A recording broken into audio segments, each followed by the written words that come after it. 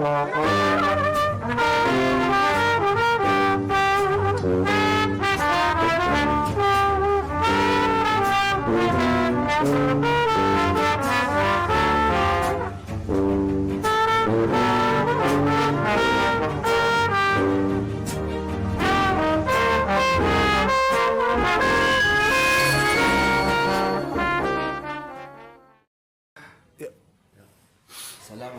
warahmatullahi wabarakatuh.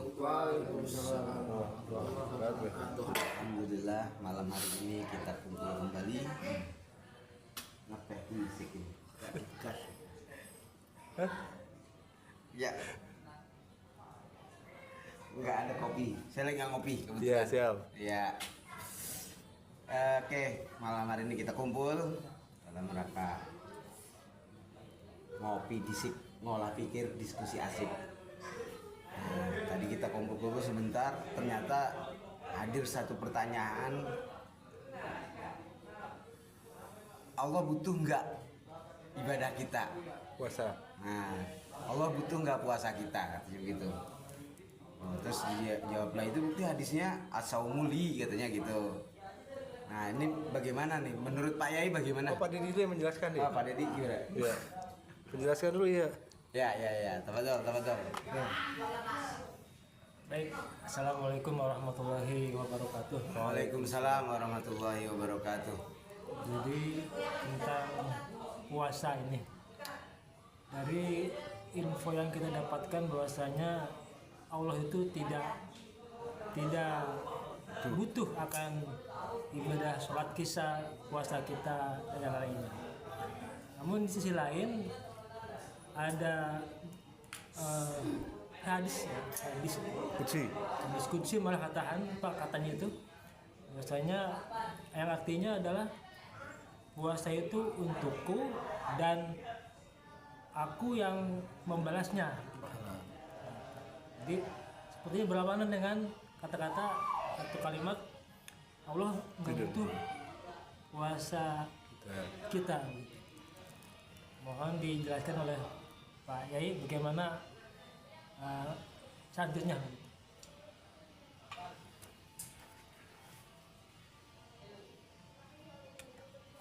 Assalamualaikum warahmatullahi wabarakatuh. Waalaikumsalam warahmatullahi wabarakatuh.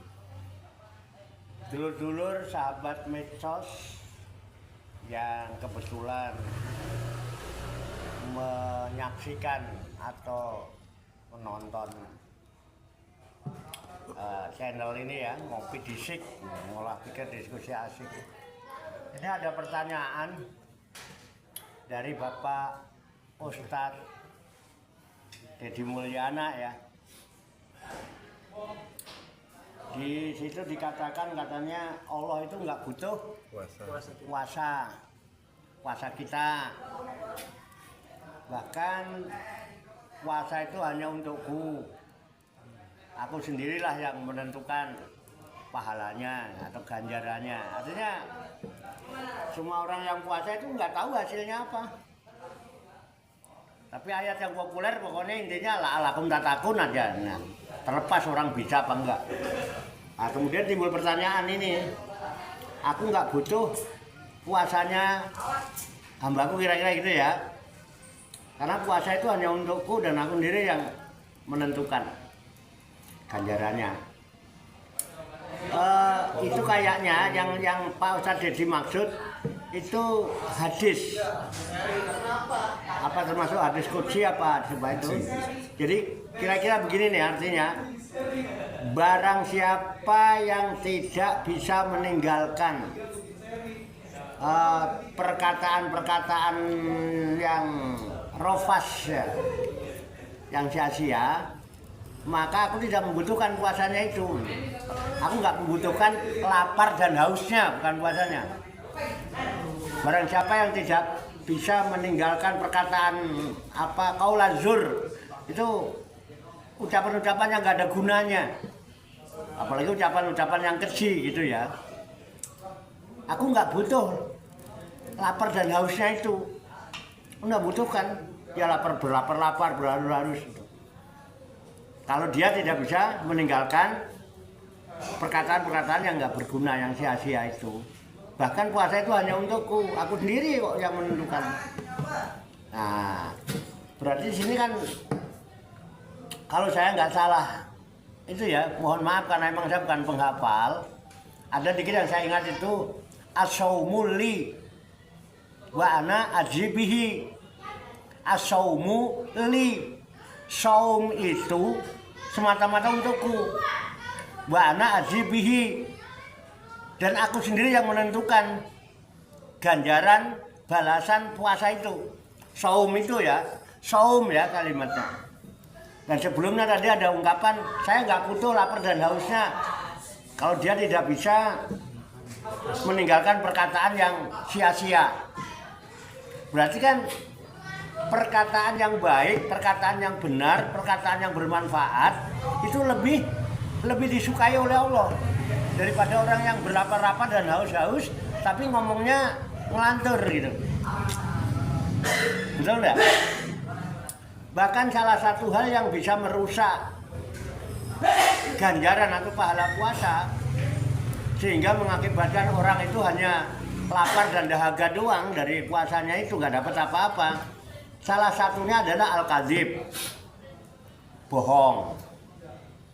Oke ya. Kemudian gibah ngomongin orang di belakang orangnya, ya. Termasuk tajasasu ngorek-ngorek kekurangan orang, kesalahan orang, itu. Kemudian zon, prasangka buruk, itu kalau di Qurannya yang menimbulkan orang kemudian gibah.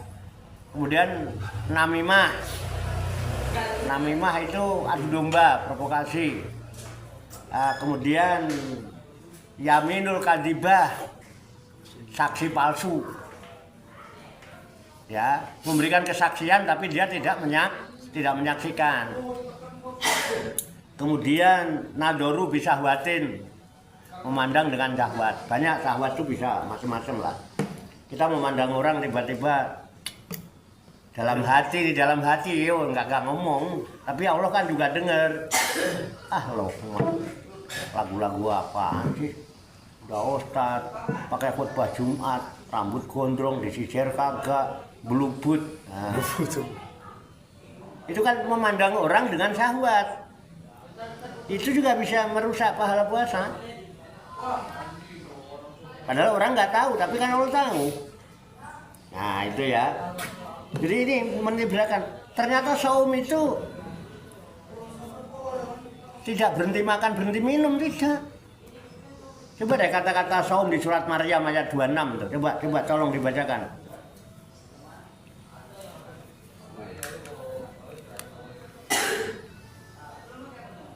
Ada itu saya pernah baca. Maryam ayat 26 kalau nggak salah. Ada kata-kata saum itu.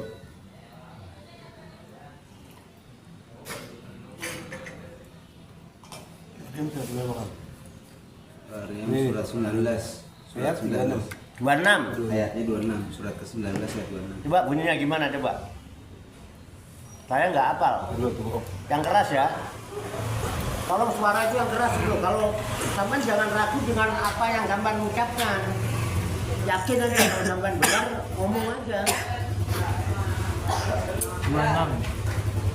A'udzubillahi minasyaitonirrajim. Bismillahirrahmanirrahim. Fakuli washrobi wa qurri aina wa imma tarayinna minal basyari ahada faquli inni nadartu lirrahmani sauman falan kalima yauman insiya. Ya, artinya Maka makan, minum, dan bersenang-senanglah engkau. Jika engkau melihat seseorang, maka katakanlah, sesungguhnya aku telah bernazar berpuasa untuk Tuhan yang Maha Pengasih. Maka aku tidak akan berbicara dengan siapapun pada hari ini. Sadaqallahul azim. dia dulu katakan aku puasa, tapi disuruh makan nggak? Puasa. Iya. Suruh minum? Iya. Suruh seneng-seneng? Iya.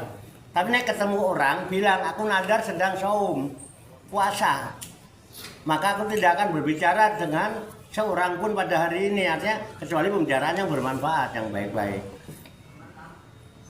Saum itu kan makan kan, minum kan, kira-kira lapar nggak dia? Nggak disuruh lapar. Nah, kita ini yang diamalkan. Kutiba alaikumus syiyam. Asyamu imsakun anil akli wa syurbi wa jima tulanahar minal fadlilal guru bisamsi. Syiyam itu menahan diri dari makan, minum, bersetubuh sepanjang siang, dari terbit fajar sampai terbenam matahari. Itu akan nggak ada gunanya kalau sampai tidak bisa meninggalkan perkataan-perkataan yang sia-sia. Kalau sampai siam kok nggak saum, ya nggak ada gunanya. Dan saum itu lirrohman, lillahi. Betul nggak? Tadi kita niatnya apa? Nawa itu bukan siam. Nawa itu sauma godin. Tapi siamnya dijalankan, saumnya aja nggak dijalankan. Padahal niatnya saum. Gitu Pak Dedi, kira-kira bisa dinalar? Bisa. Sudah punya gambaran? Ada. Bisa dipahami? Bisa. Alhamdulillah. Kalau kurang paham, boleh itu lagi. Silakan.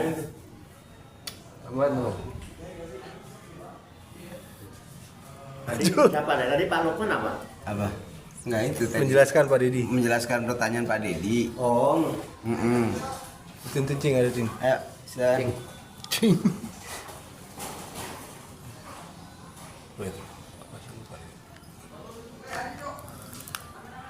ya kesimpulannya kalau sampai di bulan Ramadan siam doang tapi nggak saum, Allah nggak butuh siammu. Makanya dapatnya lapar sama haus. Bisa Pak disimpulkan itu? Ya. Puan monggo silakan. Loh, ini kan diskusi. Yang lain nanggapin boleh lah, jangan saya. Standar kebenaran jangan saya lah. Standar kebenaran ya Allah dan Rasulnya, ya enggak Pak? Monggo silakan Pak Tarso, Pak Ustadz Lukman, Pak Ustadz Zul, Pak Ojan. Ya. Berarti untuk puasa itu seharusnya niatnya itu dirapel mungkin ya. Nawa itu soma wasiyama godin.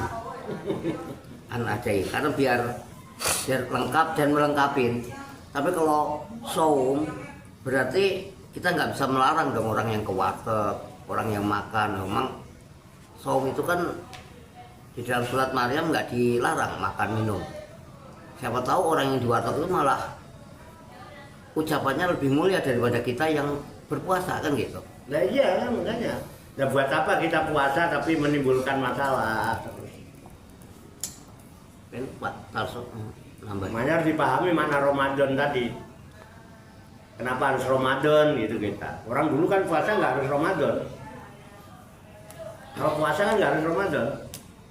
Kalau Ramadan harus puasa. Tapi kalau puasa nggak harus Ramadan kan? Kita juga puasa nggak harus Ramadan Pak.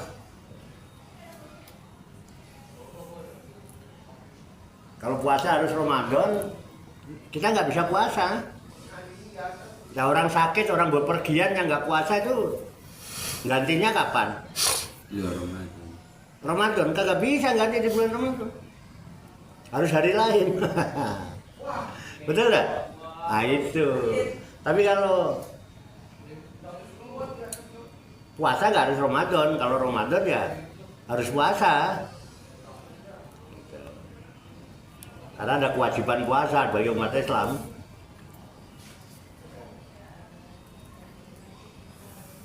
Ya. Buang. Buang berkata-kata buang. Berkata-kata betul. Saya mau menanggapi masalah puasa ini. Ini menarik Pak. Saya juga kurang paham. Bukan salah paham, kurang paham. Masalah ada ayat yang mengatakan bahwa ini nanti mohon di apa hadis apa ini nggak ada ayat yang mengatakan barang siapa yang memberi makan orang yang sedang puasa dia akan mendapatkan pahala Bagi orang berpuasa. sesuai ya. Itu takut salah paham tuh. Memberi makan orang yang sedang puasa. Artinya kalau kita orang awam ya, apakah orang yang lagi puasa itu saya tawarin makan gitu? Soalnya kalau dia posisi udah buka kan nggak termasuk dalam ayat ini, dalam hadis ini. Itu kadang orang awam sok bingung Pak Yai. Barang siapa yang memberi makanan orang yang sedang puasa, berarti posisinya masih puasa dong. Kalau sekarang ini udah puasa, berarti kalau ada orang yang ngasih makanan kita nggak dapat apa-apa, nggak termasuk dalam narasi itu. Ini mohon penjelasannya Pak. Pak Jul Kalau dulu. saya salah paham. Pak Jul dulu tuh. Tanggapannya? Nah, gimana nih Pak Jul. Pak Jul? Tanggapi Pak Jul. Pak Jul. Barang siapa yang memberi makan orang yang berpuasa. Ya kalau saya memahaminya, karena orang sedang berpuasa, kita ngasih makan orang yang berpuasa itu ya artinya bekal untuk berbuka puasa. Bukan pada saat siang bolong kita ngasih makan makanan. kopi ya, maksudnya Kopi, Mas. ya kalau orang yang waras ya, misalnya Mas Andi lagi berpuasa, kita kalau nawarin Mas Andi makan ya istilahnya mentahnya kan gitu. Iya. Mas Andi ini untuk buka puasa, 1 porsi siang malam misalnya. Ya tujuannya agar dipakai buat berbuka puasa, bukan dipakai untuk langsung berbuka pada saat berpuasa. Kalau saya memahaminya gitu, jadi bukan mengasih orang makan orang yang berpuasa itu untuk langsung buka pada saat itu, tetapi itu adalah tujuannya untuk bekal untuk dipakai dalam berbuka puasa gitu loh, bukan saat berpuasa. Dia gitu. berpuasa. Mungkin itu aja kalau saya memahaminya.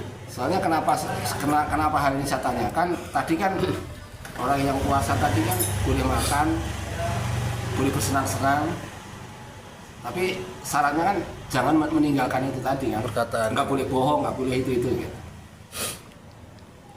Jadi kan emang agak rancu nih Gimana? pemahamannya itu. Agak iya ya. Agak rancu gitu loh. Agak rancu. Gitu. Agak rancunya kenapa? Oh puasa kok boleh makan, boleh ini, boleh bersenang-senang. Tapi di sisi lain orang suruh beli makan. Tapi kenapa malah nggak boleh gitu loh? Ya kan, suruh beli makan tapi nggak boleh gitu. Iya. Padahal di ayat yang tadi kita bahas kan boleh bersenang-senang, boleh ini. Iya. Cuman nggak boleh berkata bohong. Kalau kamu berkata bohong terus ibah dan lainnya nggak dapat apa-apa gitu loh. Jadi memang ada kontra di situ. Iya, iya. Tanggapan jelasin kayak Pemahamannya. Ini Pak Nggak dengar. Roman jelasin Pak. Ya, Ada ayatnya ada kontra. ada hadis yang menurut Pak Tarso itu agak kontra Pak Yeng, bertentangan dengan pemahamannya Pak Tarso nih.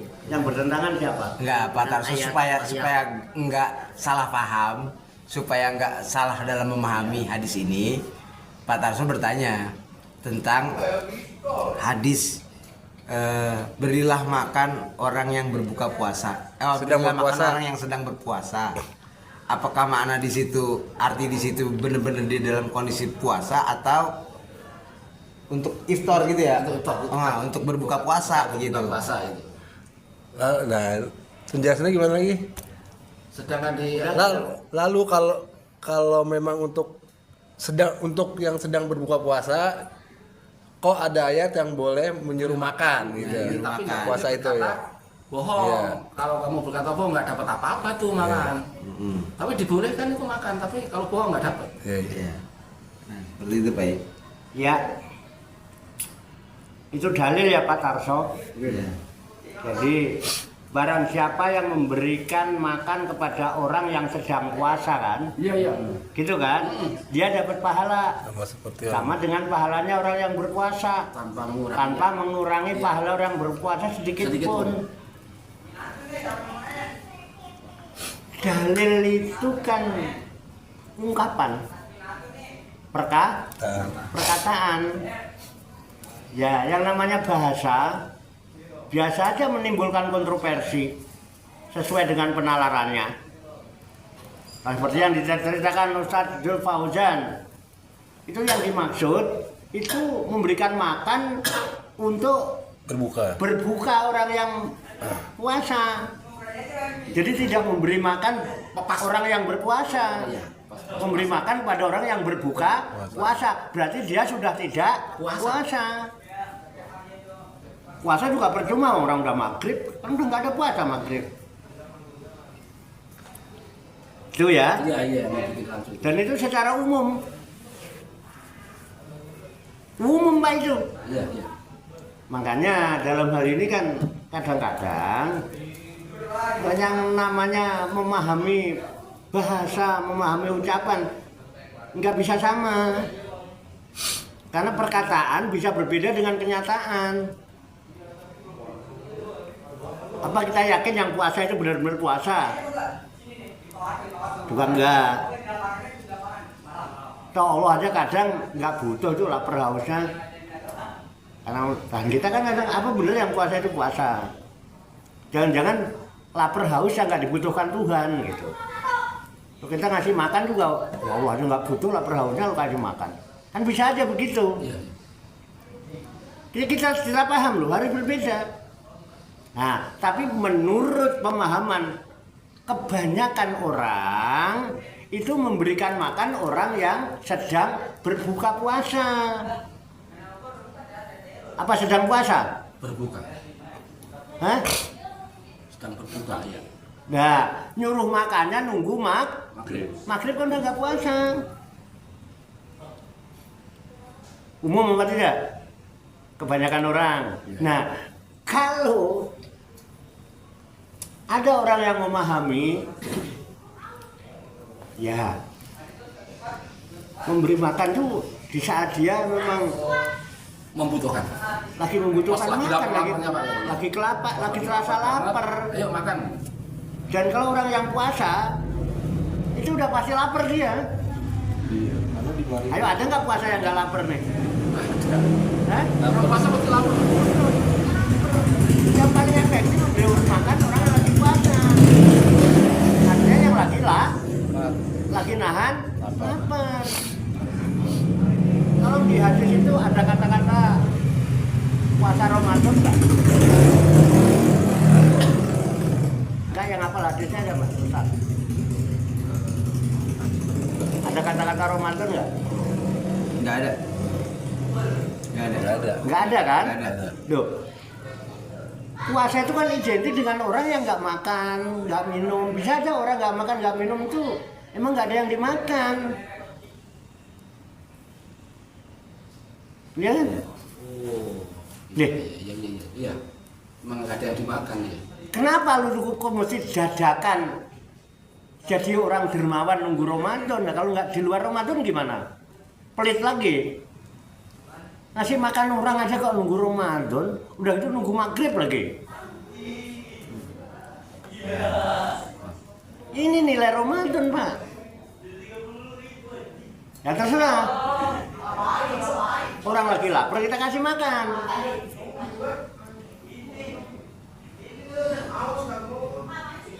Dia mau makan apa enggak urusan dia, tapi gue tahu lu lagi lapar, gue kasih makan.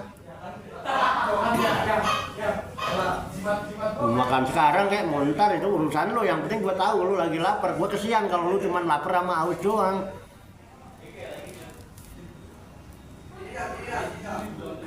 Nggak umum dong, kontroversi dong.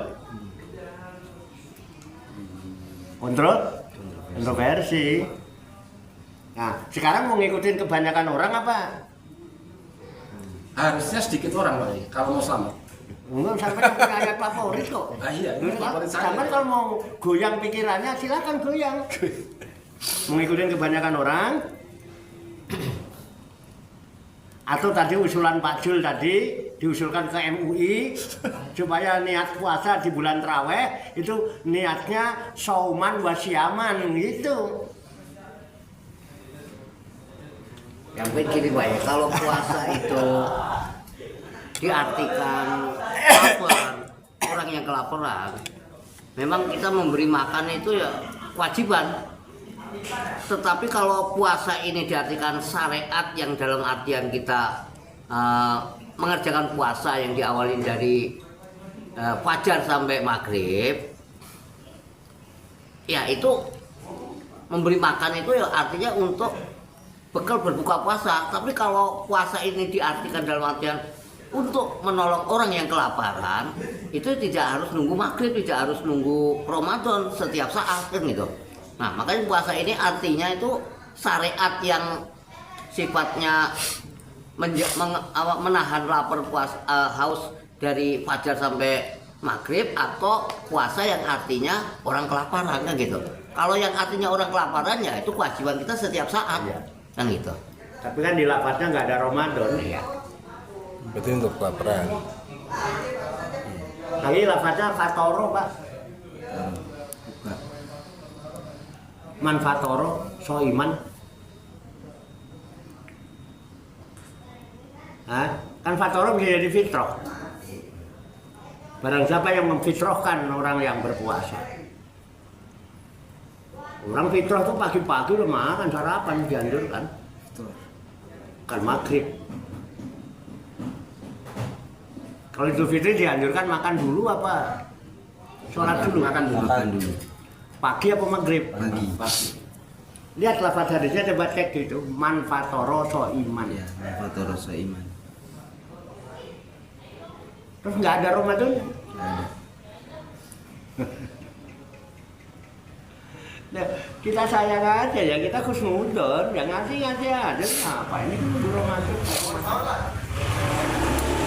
Itu aja nunggu jadwal kok. Nunggu jadwal. Upama ora ana jadwal ya ora. Gimana Pak? Itu aja karena dapat Jadwal. betul.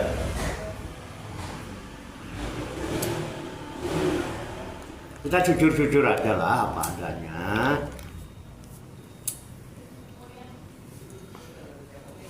Kita kadang-kadang soal syariat juga ninggalin syariat. Syariat mana sih yang udah kita amalin kapan? Cuman dalil. Dolal dalil. Mendingan dolil itu nggak pernah dalil, orang dolil.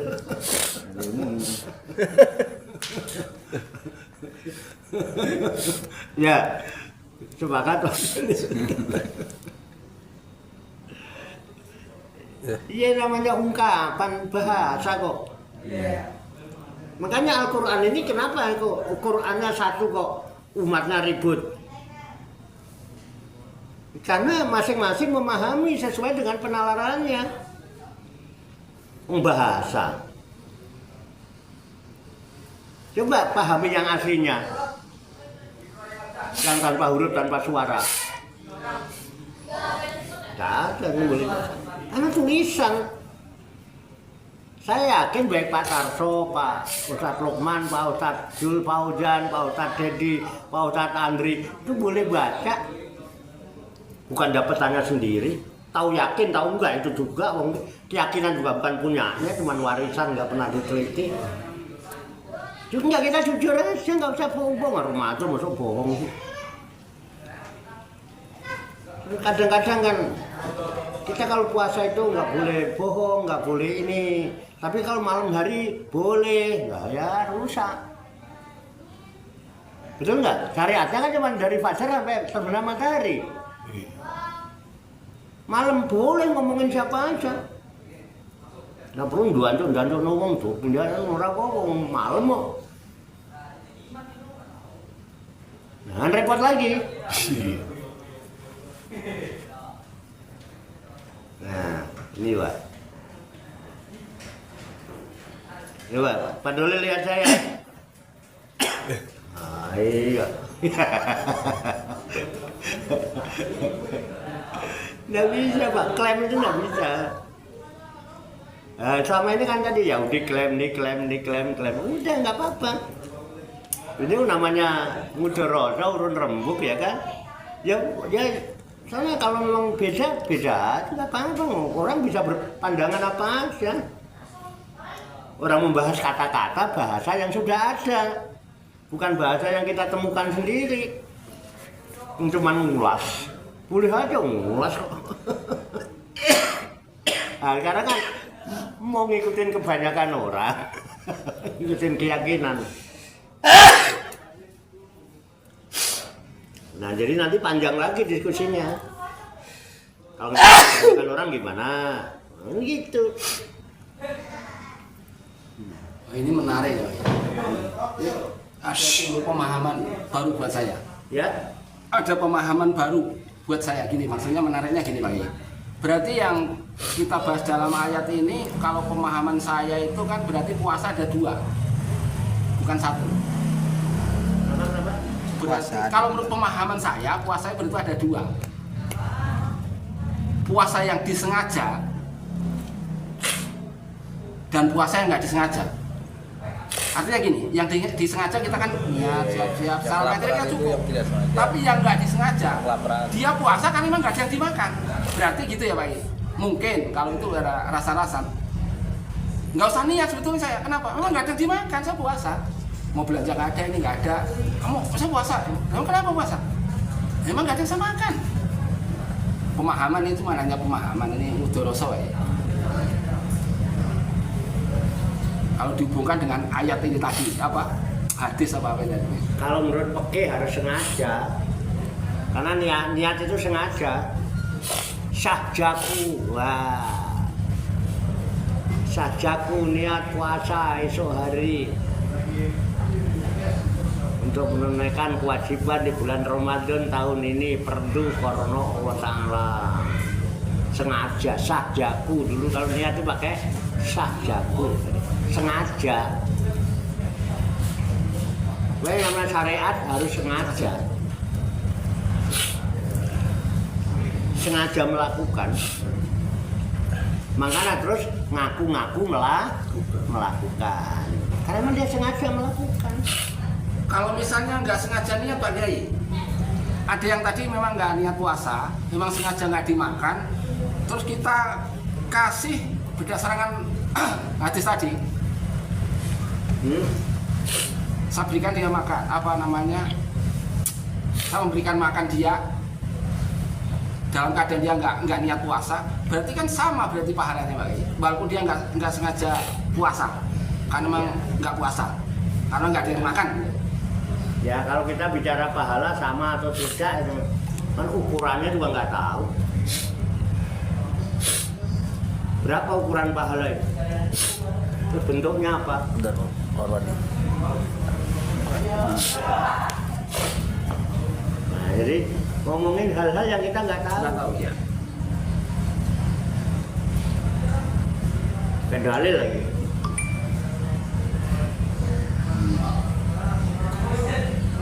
Coba. Bagaimana kita tahu pahalanya sama? Kalau sama, kalau saya dapat 10, Pak Dedi juga 10.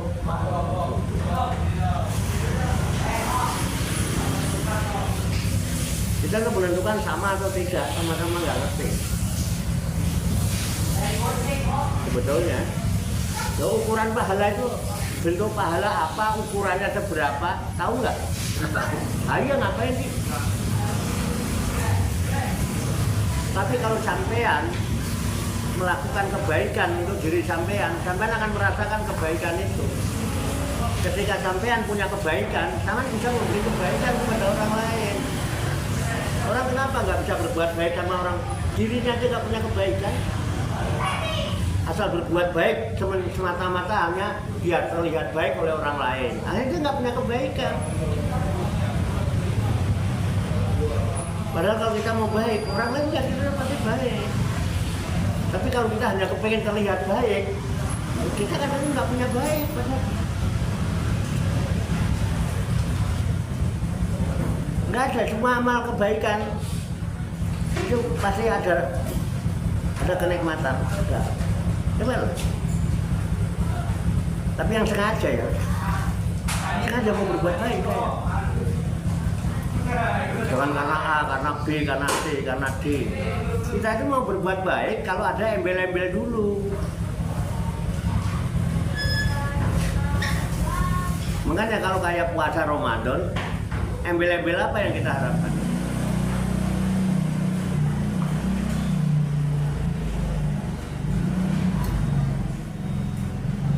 Kita kadang-kadang kan kalau lagi diskusi, lagi dialog, lagi ngobrol, wah kayaknya iya Tapi begitu kita lihat faktanya kan, nah itu kadang-kadang kita masih tega berbuat seperti itu terhadap diri sendiri. Itu masalahnya. Hanya kepengen terlihat baik. Dan ini kadang-kadang menimbulkan zon. Dan umumnya sering terjadi antara murid dan guru.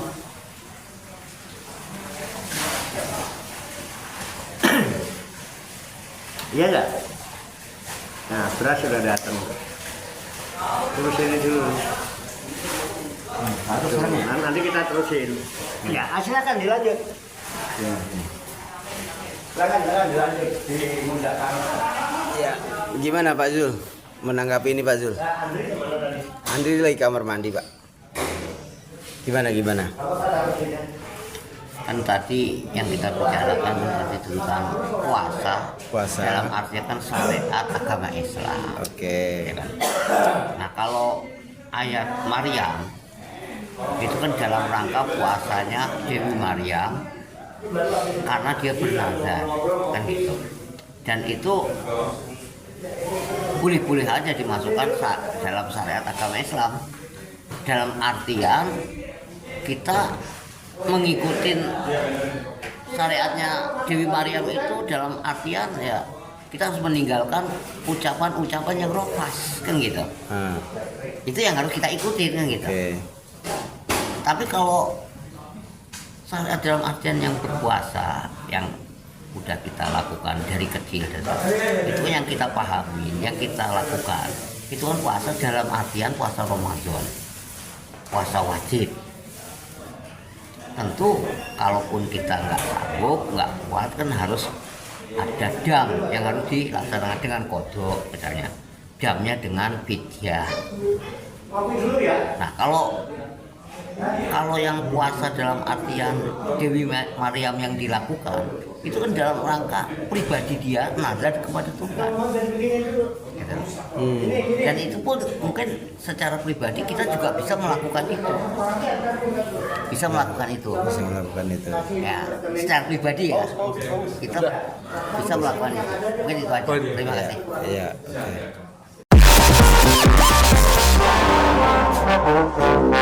Oke.